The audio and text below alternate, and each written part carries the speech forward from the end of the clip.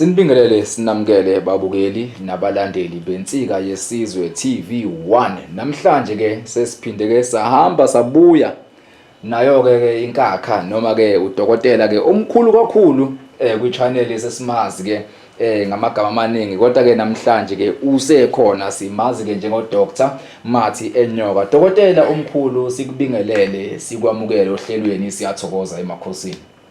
Siyanibingelela ke babukeli nonke. Onibingelelayo ke uDokotela Mathi Enyoka khona la endaweni yaseThekwini. Dokotela, njengoba sihlezi ke mesifika nawe sisuke size nomsebenzi, sisuke size ke nezinto eziningi abantu ke abahlezi bazi ukuthi ke bayithakasela futhi ke bazilindele ukuthi bezizwe ngodokotela. Namhlanje iudaba esize nalo likhulu kakhulu, lizoqinisa kakhulu futhi kulabantu laba bathi bona balezi inkinga ezithize kakhulukazi kubantu besifazane, ngoba sithola ukukhuluma ngento ejule kakhulu kubantu besilisa. Namhlanje sizojula kakhulu futhi ke into umuntu sizomthinta kodwa iyoqinizela kakhulu kumuntu wesifazane. Kodwa before siye lapho omkhulu, sicela ukudlulisa ukuxolisa okukhulu kwinkinga yenamba kaDokotela. UDokotela bengase sitshele ukuthi kwenzakalani ngenombolo. Abantu bayakhala bathi umkhulu abamtholi, umkhulu abakwazi ukuxhumana naye. Kunalokho bayithola nje umuntu ozifunela izimali ngapha nangapha. Mkhulu, kwenzakalani ngenombolo kaDokotela? Amen khehla. Kunomuntu nje mumbi owayitshela ukuthi mhlawumbe uyazi noma ufisa mhlawumbe ukudicilela igama lami phansi. Lo muntu loyo ningamvumeli kakhulu, ngoba isikhathi esiningi umuntu ofuna izimali kubantu ngegama lami nofuna izinto eziningi, kanti leli khehla la kwaNdlovu alikwenzike lokho. Lifisa ukusiza umuntu enkingeni akabhekene nayo. Kodwa ningakhathazeki ke, senizomthola ikhona inombolo engizonipha yona esizoyisebenzisa manje. Le enye okwamanje ngicela ukuthi ningabuyeli kuyona ngoba iseneyinkinga, kushuthi lo muntu usebhizi nje uqola ngayo abantu. So uDokotela kahle kahle uhackiwe. Yebo. Kuno-clever ohacke inamba kaDr. Mathi Enyoka.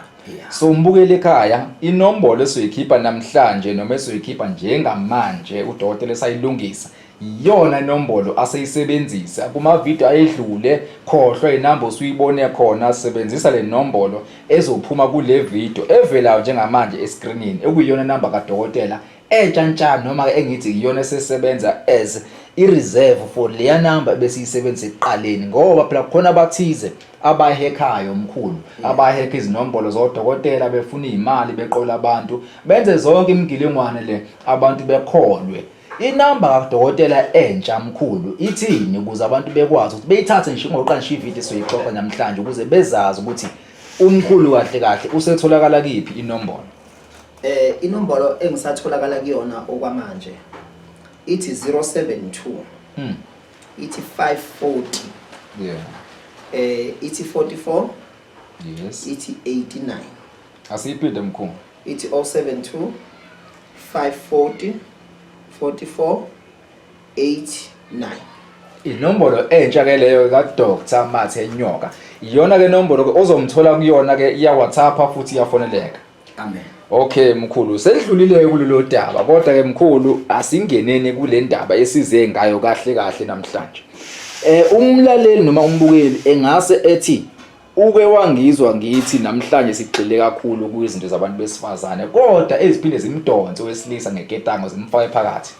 Namhlanje sizokhuluma udaba olukuhlungu olunzima nyana kwabaningi, kodwa kakhulukazi libuhlungu kubantu alibenzeka noma elenzeka kubona.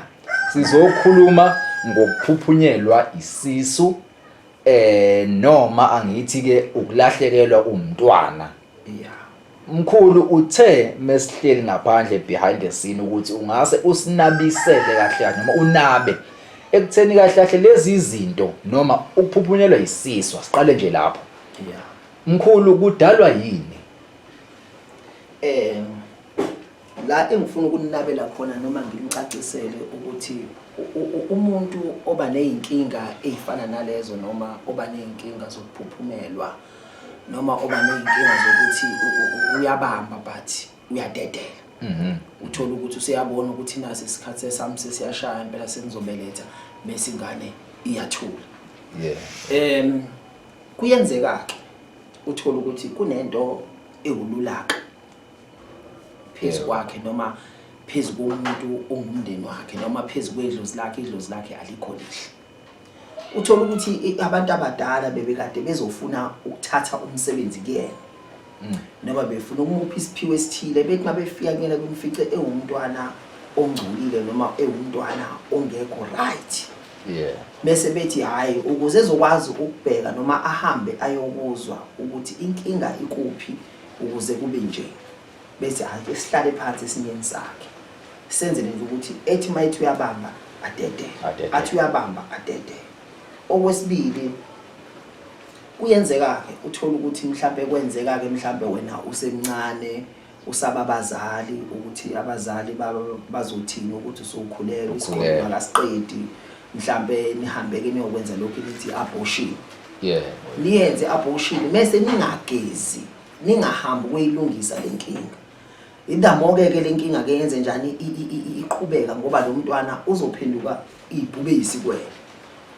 Athi angeke bekwazi ukuphila abantwana bakwethu mina nginganaki umntwana ongelutho nje. Sorry mkhulu ukuphululima. Usho ukuthi umuntu njengoba umuntu wesifazane methi uyokhipha isisu. Uma engamgezanga loyo mphefumulo noma leyo ngane leyo ayokhipha ayikhiphile. Iyakwazi ukuphenduka ithunzi elizombhalela ekutheni ezinye izingane elandela yona zingabe isabakhona. Kuyenzeka zivaleke impela zingabe sabakhona uthothi ziyalimala. Kwenzeke futhi zimdedele adedeleka ayithola ingane. Uma eyithola ingane zonke lezo ngane ziyosala nethunzi elimnyama. Uthola ukuthi zonke izinto zazo zithi ziyalungisa ngapha zibhidlike. Through ukuthi zisena leli yathunzi elisemumva uma wakhe angazange lenze njani alihlambuluke. Okwesithathu into eyenza futhi ukuthi ugcine umthola ukuthi mhlambe awusam batholi kakhulu abantwana. Kunalabantu omkhulu abathatha ugwayi wethu lowo umkhulu nogogo nokhokho bethu. Hey wathinta indaba emkhulu. Babethatha lo gwayi. Yeah. Bawusebenzise ngendlela error. Lo gwayi wawudalelwe ukuba ubhenywe emakhaleni nje kahle ngendlela efanele. Kodwa kunabantu abawufaka ngaphansi. Sikhuluma lapho ke mbukeli ngenzuko mkhulu sibe ngegama lesimanje manje.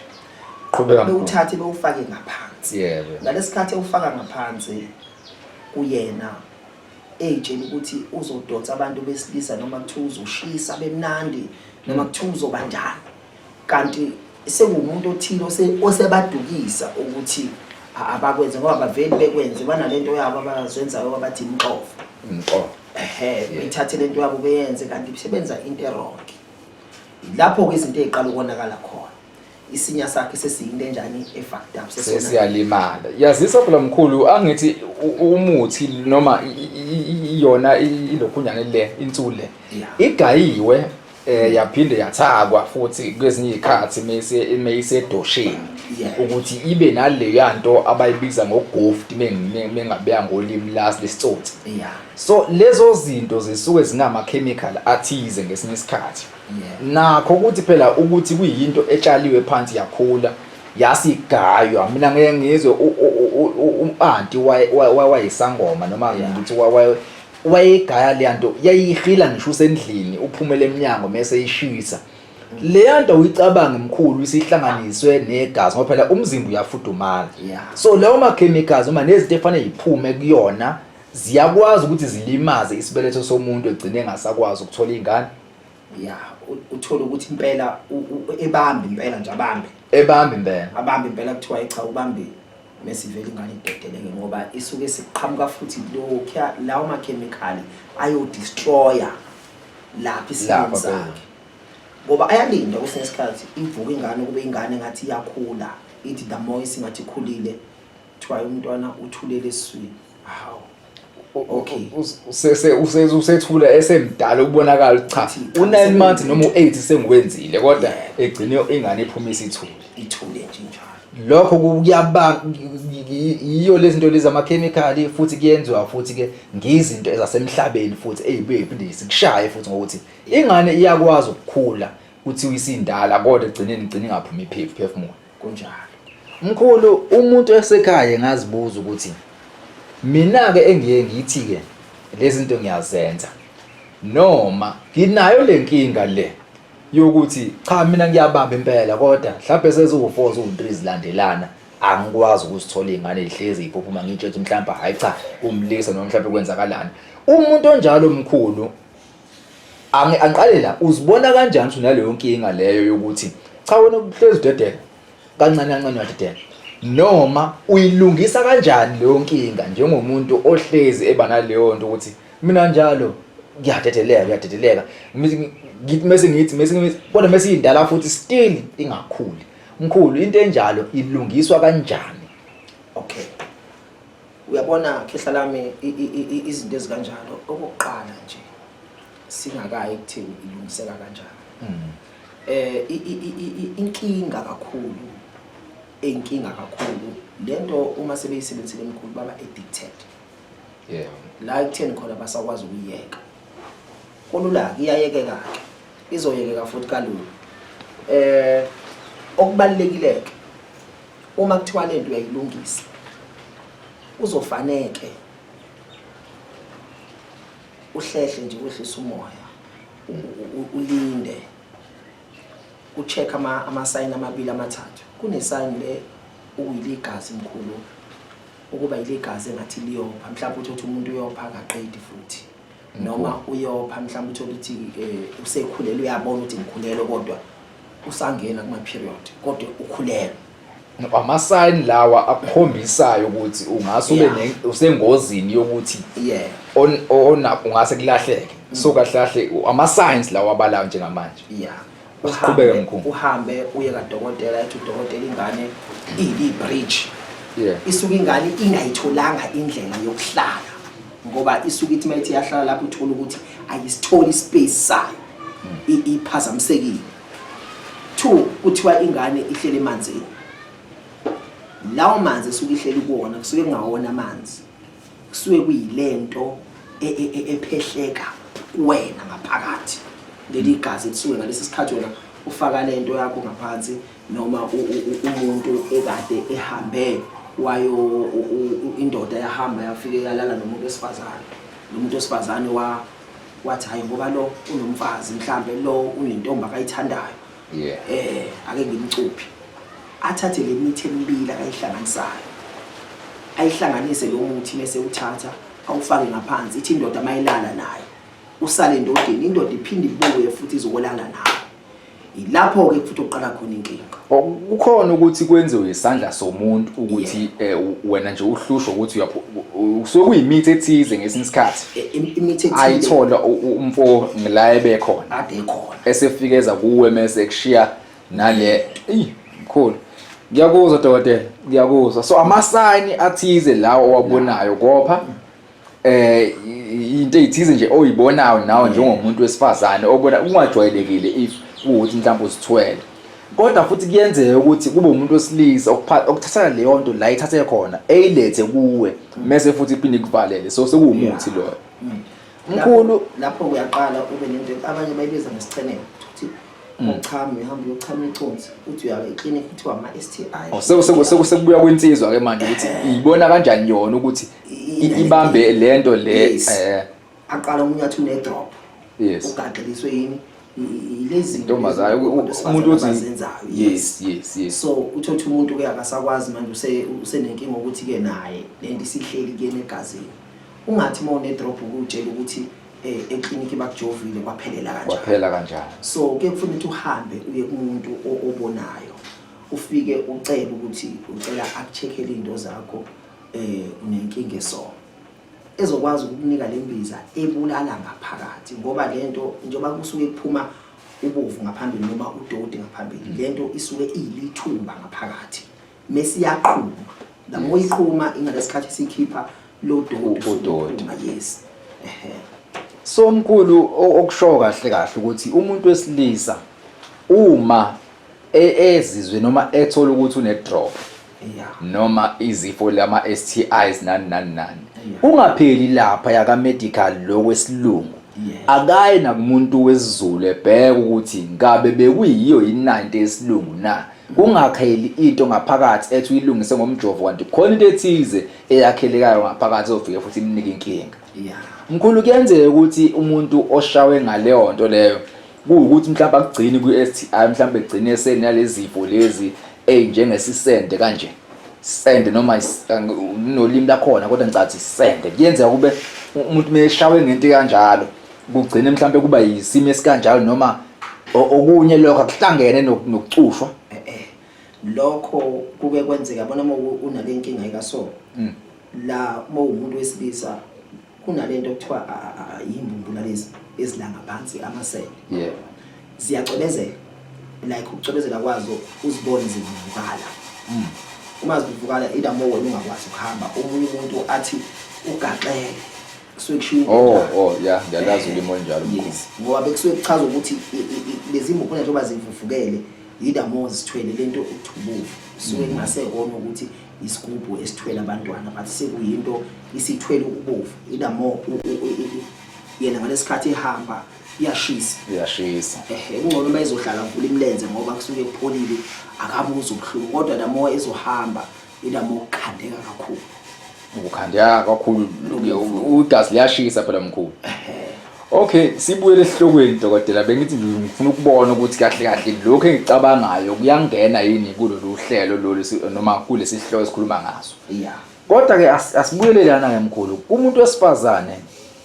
asithi uphuphunyelwe yisisu noma ngithi ube nawo 9 months noma 8 months wonke wawuqeda ekhulelwe kwase kufika isikhathi sokuthi eyoteta ingane yaphuma iphila noma angithi ingane yaphelela nje kwazi ukuthi hayi udokotela ingane iphelele kodwa ngosuku lakhe lokuteta ingane iphuma ishonile leyo nto sayibala njengokuphuphunyelwe yisisu noma sekulinye igama lokho leyo nto ke uyichaza kahle impela uma usho kanjalo kuyenzeka ngalesikhathi isuke isaphila wena imizwa inyakaza kusuke kunganyakazi yona suke sekunyakaza into esisuke isethenziwe kuyena ukuthi njoba ngithi mina ngikalela mhlawumbe ngiyabuyisela mhlawumbe emzini womuntu okuthile kade umuntu engiloyi ngithi mina ngikalela mhlawumbe insuku esu7 naye ke nomuntu osifazana usuke ekalelwe ekuthini ngikukalela isikhathi esingaka makushawa u8 months leyo ngane leyo ibisi2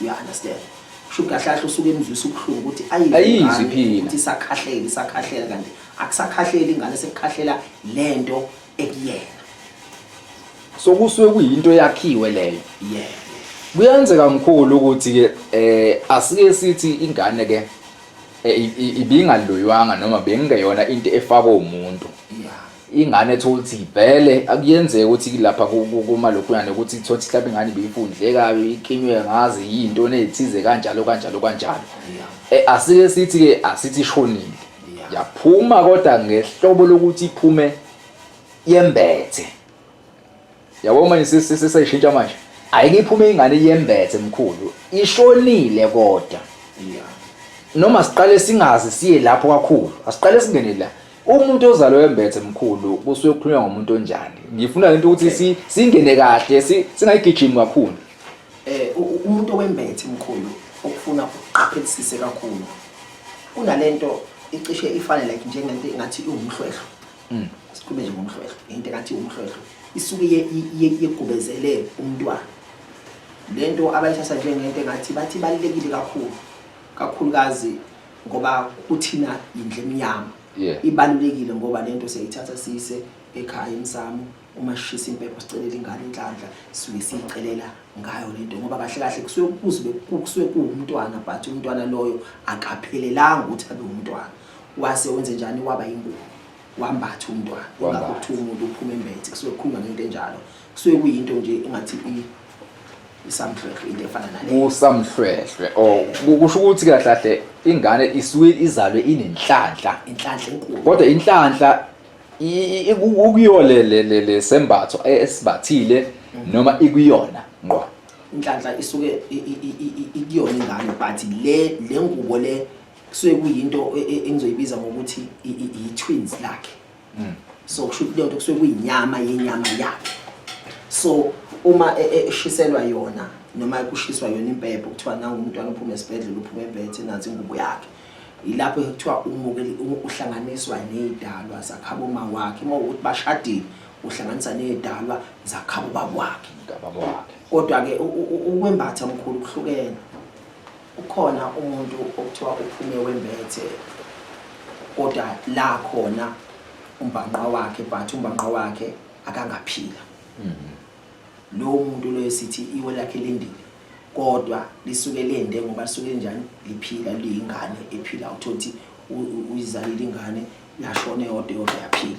Ile ngane yafana ingane empethe ngoba iwe lakhe khona ngokwenze njani ukuphila. So nalowo ngane sibe sibiza ngengane njani empethe. Kodwa yona umbatha kwayo akufani nalengane eyembathe ingubo. Okay, mkhulu. Umehluko nje. Ukuze sibuyele emuva lapha kade umbuzo wami kade ngobuza nje ukuze singene endabeni yokumbatha. Yeah. Asithi lengane ke nakho ke asithi ishonile iphume kodwa iyembethe leyo ngane leyo. Le nto imbethe kukhona engakwenzela umama wengane noma njoba ingane isishonile ingaphakathi sekuphelile ngaleyo nhlanhla yayo eyimbethe noma kuyaphoqa ukuthi noma khona mhlawumbe uhlelo angalithatha lento embethwe ingane mhlawumbe ingane iyofihlwa kodwa lokho ayimbethe ithathwe isebenzele umndeni noma kugcina sekuphelile nje ngayo. Uma ithathwa lengubo la umntwana uyaqaqwa lengubo. Angithi usuke umntwana phela usuke ephelile kodwa iyaqaqwa lengubo. Umntwana ethi mayiyofihlwa ngoba lo mntwana sekuwumntwana okuthiwa usafihlwe ebaleni. Uyaqanjwa ebaleni nje ekhaya kodwa kungakhandwa kube yiliba kube into eyilevel. Abanye bayakhokha ke benze kahle phela kube kuhle. Abanye bayamgqila nje umntwana bamgoqe kahle bamqile. Then lengubo le iyathathwa uthathwe isicephe esincane siyoshiswa emsamo ubuye kuthathwe le esel ishiswe kuthathwe insizi yakhona ifafazwe kuleyo nhlabathi leyo esuke injani ila efihlwe khona bese etshelwa kuthiwa nangu ma wakho namathela kuyena umbheke wenza ukuthile nokuthile ubakhansele. Uma ukuthi ke bobabili bakhe bese beshadile kuthathwa lensizi le beqabhazwe kanje eziphungeni benzela ukuthi ingane ikwazi ukuba nokuxhumana nabo ngoba ayisakwazi mhlawumbe akehlehle kancane mhlawumbe ukuze makuthiwa ingane iyatetwa esibhedlela. Ikithi mayitetwa ibekwe kumawayo manje esifubeni ingakenzi wathi ingakagezwa ngakenzi ukuthi ngoba isuke ibekwe esifubeni kusuke kufuneka le connection bebonde. Yes. Nalana sisuke senza leyo connection ke njengoba sisuke sishisa le ngubo bese sifafaza la bese sibaqabhaza ngayo sisuke sibahlanganisa ubabonda nje nayo ingane yakhe. So into enjalo ke la ingayaphuma mama ke iqala ukubona ngiyampopha umntana kuyenzeka ukuthi yabo inhlahla zami ziyavuleka yabo umntana uyafika angitshela ukuthi ma kunje manje sekwenzeka ukuthi impilo iyaqhubeka kanjalo. Iyaqhubeka. Kusho ukuthi mkhulu abantu le ndaba yokuthi benganaki ukuthi izingane zabo zizalwe zizembethe noma kubalekile ukwazi ukuthi ingane yakho uyibonile iphuma kuwe ibiphuma injani ibekwe kuwe futhi ubonde nayo. Ngoba ngiye ngezwe mkhulu ukuthiwa kunomngozi bokuthi iyantshontshwa le ndaba le nto lelo ingubo leyo umbethwe yona. Umuntu ontshontsha omkhulu kusuke ezoyenzani yena ngoba phela ayihlangani naye angithi inali yangane lapha emuva. Uma ungasichazele mkhulu chaze umbukele ekhaya ukuthi uyenzani umuntu othatha le yanto engudokotela noma engumuntu obekhona nje lapho ukuza eyithathe lento eyifihle ngendlela yakhe uzoyenzani yena? Khehla lami lonto ngisike sahlehla sala ithune inhlanhla. Inhlanhla leyo. Uyabona mangiyithatha leyo ngubo ngiyinese esibhedlela ngifike ngitetisela umuntu ngiyibone ingubo ngiyithathe. Uma ngiyithatha ngigoqa amasihlenge ngayibeka. Sengiyahamba ngekulo dokotela noma kule nyanga noma kulesi sangoma. Ngifike lapha ngithi nathi ingubo ngifike nayo ingane intombazane uyabo igama layo Luba. Phela ngithi ufuna ulalele konke la yonke into ufuna uyazi. So mawufika ke lapha yana usuyafika ukuthi okay ngicela lengane zonke inhlanhla zayo nezinto akade zizokwehlela yona zimbathwe yini angithi yabo sesiyawugaya ke thina sithi uhlansa nemithi ethile siyenza siyathatha siyakwembathisa lengubo usethatha izinhlanhla loya muntu loya muntu osemva yena ke mkhulu ukhula ndlelani ke loya muntu loya into zakhe ziyabuya zidonse kuleyanto noma kwenzakalani ngempilo kaloya muntu ke owathathelwa into asithi usekhulile noma uyakhula the way impilo eqhubeka ngayo impilo yakhe ihamba kanjani yena uyabona mayiqala siyisebenzisa lento ingane idamo uthola ukuthi ayiswambuluki emzimbeni ayikhuli kahle uyabo ayikhuli kahle isuke ngalesi sikhathi izinto zidonsa le emuva kuloya muntu azilungiki izinto ezikanjalo leyo ngane uthi ayilungelwa yilutho mhlambe izondwa nabantu mhlambe uthi iyeza mhlambe la kwaMdletshe izocela ukuthile mama kusami naso kuleso sidingo uyayibona into enjalo sekuyingane engathandeki nje uthi ayinacala but kodwa nje ingane engasathandeki ayithandeki nje yezi nobani ngisho ngathiwa kulahleka manje isticks uzothi iyona ulahleke ini kuthi iyona ngoba le mumva lento yayo ayilungisiwe ngendlela right somkhulu ake ngithi ke kunombukeli ekhaya noma ngithi kunomuntu othi lezi impawu ezixoxayo njengamanje uyasifanisa kuyena ukuthi yena ngathi wazalwe bese noma uhambile wahamba wathola ukuthi yena kuthiwa wazwa lembethe leyo nto mekuthiwa yathathwa omkhulu esibhedlela udokotela ubaba uMathenyonga uyilungisa kanjani inkinga yaleyo muntu loyo into kanjalo iyalungiseka ke kufuneka phela ibuyiswe ingubo ngendlela efanele noma ingeke kuyibuye phela kuseyingubo kodwa inhlanhla yakhe ke sike sithi iyalamba kubuyiswa inhlanhla yakhe ahlanjulule enziwe ngendlela right abuye esimeni umntwana abe yilento kwakufanele abe yiyona umuntu engazibuza leyo process emkhulu ingathatha isikhathi esingakanani ukuthi ngikwazi ukuthi mekuthiwa ngazalwa ngembethe kodwa into zami zathathwa mengibuya ngiza kudokotela ngiyohlala isikhathi esingakanani endumbeni noma kunempande enganginika yona ngiyisebenzise nje ngisekhaya cha ayikho into engakwenza ukuthi uhlale la ekhaya ayikho into engakwenza uhlale la ekhaya singakwenzela ikhala kuba liseduze siyakwazi futhi ukwenza ngisho ekhaya lento ukuze ukwazi ukuthi uhlanganiswe nombanqwa wakho awukwazi ukuthi ungahlala kadokotela uzolungisa umbanqo somkhulu kahle besingezile ngokudlala kwembethe kodwa indaba iyayingenela phela mase sixoxa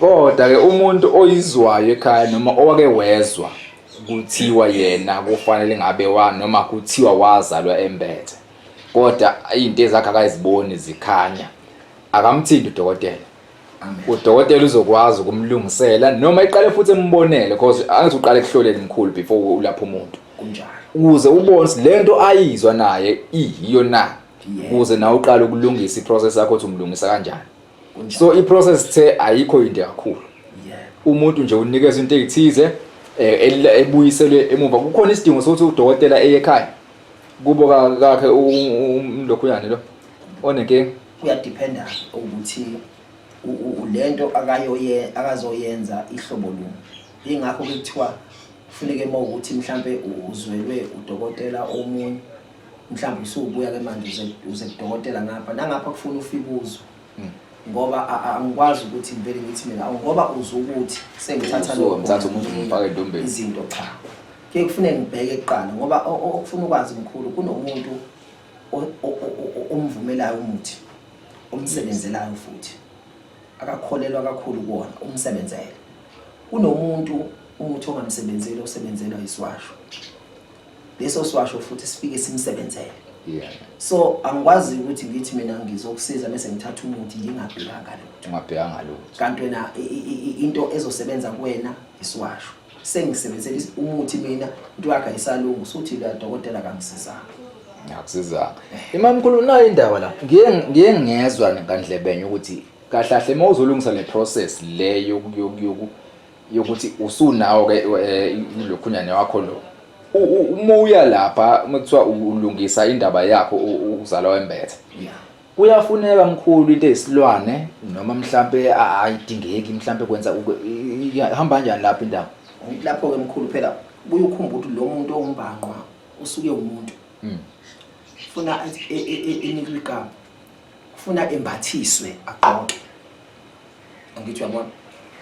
Kufuna athole lokho sweet nani. If ikhala lakho likude uyakwazi ukwenza endaweni eyisikange. Umise khona into enjengeladi but kodwa kusuke kuyi amajuba amabili. Lokumetha igama nokumembathisa. Lamajuba mawusuwenzile mawukuthi awukho ekhaya azodlelwa lapha entabeni. Makuwukuthi ikhala lakho liseduze uhanjwa kiwe ekhaya kuyokwenziwa lonto angeniswe ekhaya naye afaniswe nawo umuntu. Mawukuthi ke phela kwenzelwe ehlane umbathiswa kuwena ukuthi akahlale kuwena aphile kuwena. Awukwazi phela ukuthi isilwane ungasilali umkhulu ngoba inyongo iyafuneka yokwenza njani yokuthi bahlanganiswe ngayo. Hayi mkhulu engingakusho nje mina ukuthi ke angeke singene kuwona konke. Sizonje qaphu njengoba ngisho nje. Omningi umuntu othi unenkinga yokuthi yena ekhaya noma yena uqobo lakhe uphuphunyelwe isisu. Kancane uyabamba kodwa uphuphunyelwe isisu. Akathithi udokotela uzomtshela udokotela ukuthi inkinga ikuphi ilungiswa kanjani. Mawuzazi ukuthi uzona kuthiwa ekhaya noma kuthiwa mawuyobheka noma kuthiwa la usuka khona kuthiwa wazalwe wembethe. Kodwa uyibona inhlanhla yakho. Nguthinta udokotela kanjalo. Noma wena uzalwe wembethe kodwa indlela into zakho ezenzeka ngayo awuziboni. Khona dokotela ukuthi ithi kusithela kancane le nhlanhla le onayo thothi ayilungiswanga ngendlela mhlambe ngesikhathi uzelwe ithathwa le yanti iswa somewhere angithi iswaphi iqala lapho iswaphi awusesibhedlela kuthiwa ayintshontshwa ngako hamba nawo uma wakho wahamba nayo into iswa iprocess ithini iswaphi emsamo kwenzalani ngayo uma sisuka nalengubo sisuka nomuntu kahle lento ebashayo kwabantu phela bejabule behambe nayo kanti kufuna before usuke esibhedlela phela umphefumulo usuke esibhedlela kufanele uyitshele njengoba usuku uzothatha umuntu osuke elimalele esibhedlela. Kodwa wena ushisi phela amakhandlela ushisi ukuthi uyasho nje ukuthi asambini sekhaya. Uyabona? Siyofika ekhaya sikwenzela izinto ezinhle. Uyabona? Kusuke kuumuntu phela osuku elapha uhambe naye ke lo muntu. Mangifika ekhaya futhi mawufika esangone ekhaya uyasho ukuthi lana ke siyangena inkingi. Ungene naye mawufika angene endlini enkulu umdlula nekule yandlu enishisela kuyona impepho. Mawufika mawukhona ubaba ekhaya noma kukhona ubhuti okuyena oshisa impepho useyahamba ke uyokhanyisa impepho umntwana lo uma womntwana nomntwana abangenile la endombeni kuba bagcolile phela ungcolile yena. Usaphuma kuphi esibhedlela ube kade ophana nani akakwazi ukusondela lapha emsama ngithi uhlala njengala alinde ungene laba befike beshisa impepho bethathe lenyama encane le beyisikele bayifake phakathi bathi ngubani umntwana wenu usefikile ubuye esibhedlela ubuyile kanje nansi ingubo yomntwana umntwana lo njoba lo ku mhlawumbe kuthembelihle lo uThemba siyagaqa ingubo ukuthi uyabona usephiwe na igaba uphiwe na uThemba agaqa nje lapha sekunjalo usiyangena umntwana mhlawumbe ufakwa lapha endlini la kahlatswa khona lo umama kodwa le ngubo yona isele kuphi emsamo. So kahle iqiniso liyukuthi ke kusuke kumphefumulo noma kusuke kuumuntu loya osuke wekemphethe ngalesasikhathi uyathathwa uyiswa emsamo njengomuntu naye othathwa njengomuntu osuke esibhedlela eyobekwa endaweni yakhe kuthiwa nakho la hlangana nabantu bakini kanje uwambethe lo muntu wakuzala noma abantu bala ekhaya.